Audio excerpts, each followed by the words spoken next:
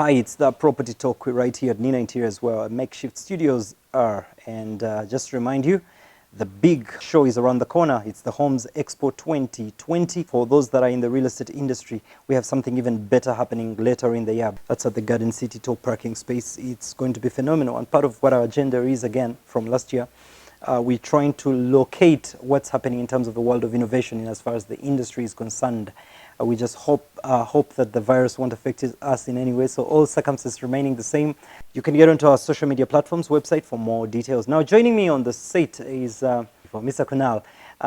Of course, the name is well associated with property service or nationwide properties. I don't know which would be more, which you'd be more inclined to, but I think it's both. I think we have three brands on the market at the moment: Nationwide, Royal Palms, and Property Services. Property Services is our commercial arm. Okay. We do office, retail, warehousing, industrial space. Royal Palms are our residential brands. Before we get into the details, I think my roots are in Kabale, and you mentioned something to do with Kabale, and I was intrigued to hear what was that background you have with Kabale? My grandfather was born in Kabale, but even more interesting, a big section of the high street was built by my great-grandfather in the early 1900s. So my great-grandfather built plot 1 to 12. The shops along there were built by my great-grandfather. That's in about 1904. So a very long time ago. So for you, real estate in the family, it's just been real estate all throughout? No, we've had a couple of other businesses as well, but that was long ago. But for the last 30, 40 years, we've sort of at least 25 years. A lot of hard work behind it by the team. I've stepped into very privileged shoes. A lot of hard work by the generations before me. We have the ability to make some really to develop some very interesting projects, and it's actually a lot of fun. Before I get to the more serious part of things, from your tone, real estate sounds like a playbook. Like it's not. It doesn't sound like. It's pretty much like I mean, I've been on television for the last 15 years, and for me, I usually used to joke and say, getting behind a camera doesn't feel like a job. I wish I was the one paying the company that has me to do, because I just enjoyed doing it. I always just enjoyed it. You sound like you just enjoy the whole idea of real estate. Where does that come from? When you see a project coming from on paper to being, materializing into a beautiful home for somebody to move into, it's immensely satisfying.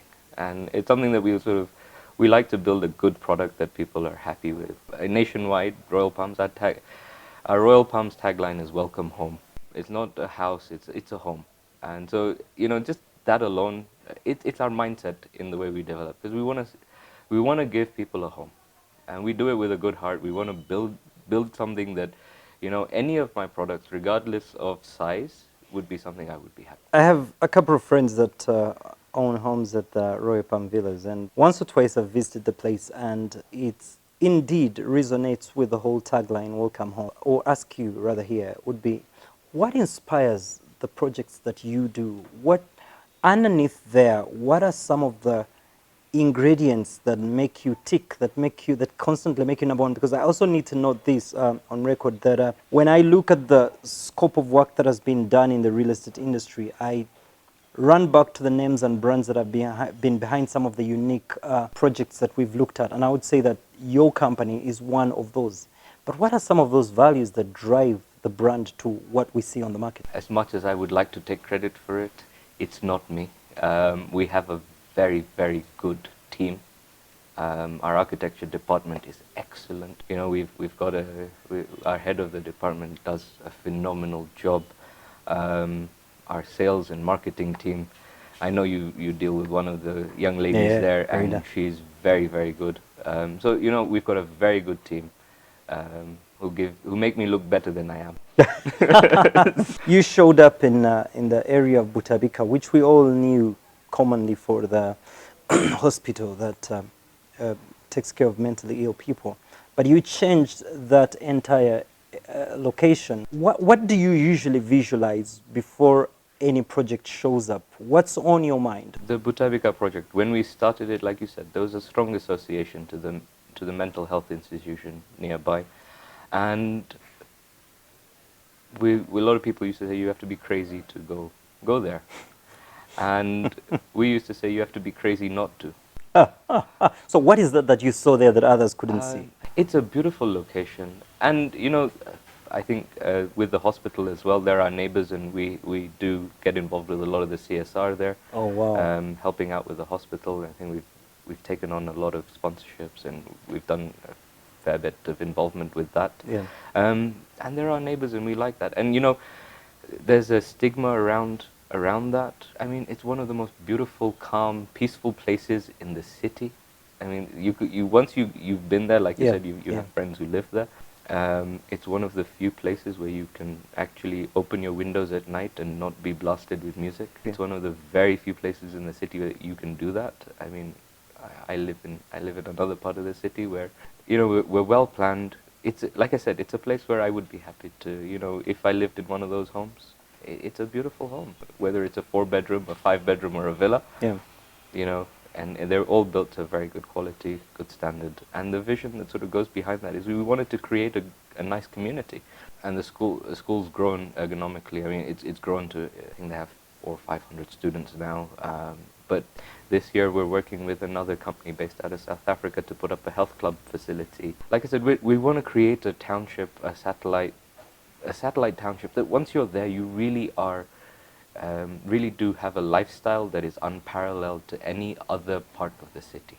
I've seen some of the properties. I'm yet to visit some of them, but I've seen some of the apartments, for instance, that you have in the city center, then also the commercial properties. Again, even for the residentials that you have within the city, there's again a unique touch to them. Is that again back to the architect, or is it also part of the vision board that you have as a family in terms of running the business? We have a vision. We have a very, like I said, I'm very privileged that I have a board that guides me very, very well, and they direct us in a manner that has enabled us to deliver products and projects.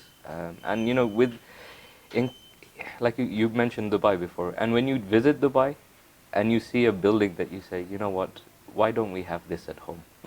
And we try and deliver that, build our projects to a certain standard, to a certain quality, and we want to run them to that standard. The question I always ask people here is, for us to have a better urbanized planned city, would you be one of the scholars of thought that says maybe Uganda would consider another district that is just virgin, and you say, start from scratch, create a capital city? Or would you rather try, is this repairable? I love traveling. Yeah. And you see cities that have been meticulously planned. Yeah. And they're very nice. But there is something beautiful about a city that grows naturally. Take Bombay, take London. There is chaos, but there is a beauty in chaos that you cannot find. No, but you see again, Kampala, London, and Bombay. Still, when you look at London, yes, it grew naturally, but this... Like I said, that's for us as Ugandans, to follow the laws, to follow the planning acts and whatnot, and say, you know what, if this area is going to be a residential area, let's keep it as a residential. If this is going to be commercial, let's keep it as commercial. That's for both the developers and the city enforcement, to make sure that everybody works together, and to live in a harmonious city. You know, make sure that our billboards are in the right places and not obstructing people's properties, or, you know, nightclubs next to schools. Things like, I mean, little things, but I think that's between planning and developers. If everybody worked together, we would have a very beautiful city. The influence brands like yours have had on the development of whether be it commercial or residential real estate. When you look at the shape, for instance, the shape of houses and homes, it's gradually changing. That from the time we started showing what was on the market, we showed houses like yours, and the first phone calls that would come through was, Edwin, the show is nice, but don't show us properties in Dubai or Morocco or Algeria. Show us properties here. And for me, the excitement was like, guys, these properties are actually here. And to the normal person who had never been, say, your side of town or any other area that's being developed, they couldn't believe that. But now it's somehow becoming ours, because when you drive around even away from your properties, I know that you'll bear witness that you see some other developers or some other projects coming up, and you're like, And the final question would be, if we kept the trend, or if you improved a few things here and there, where would we see the real estate industry going? On our end, we do try and take a lot of feedback from our customers. Okay. So initially we took from the playbook and said, you know, the Muzungus design a house, in Europe they design a house in a certain manner. But then we got talking to our customers, and that was really the game changer. When your customers tell you what they want, you listen.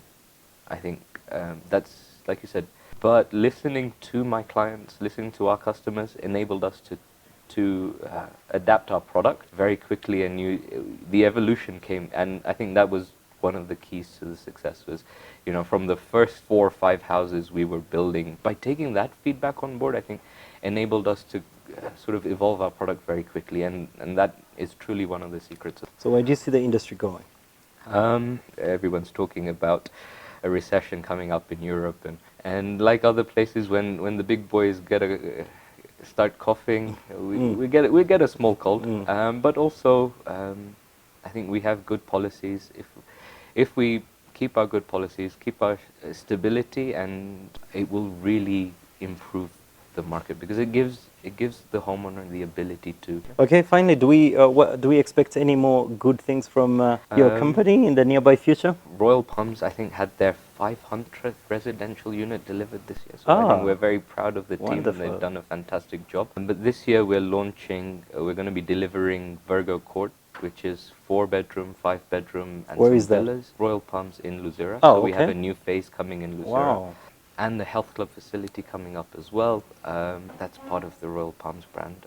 Great, thank you, Mr. Kunnal. I think our conversation with Mr. Kunnal will be picked up. Thank you for watching the Property Talk. For those of you that are in the diaspora, you're looking to invest in property back home in Uganda, especially you who always tell me, you're looking for a property that befits the same mind that you've been having in Europe, and you want to have a sense of that, I promise you, you will find that right here, especially part of what Royal Palm has been doing and what they intend to do.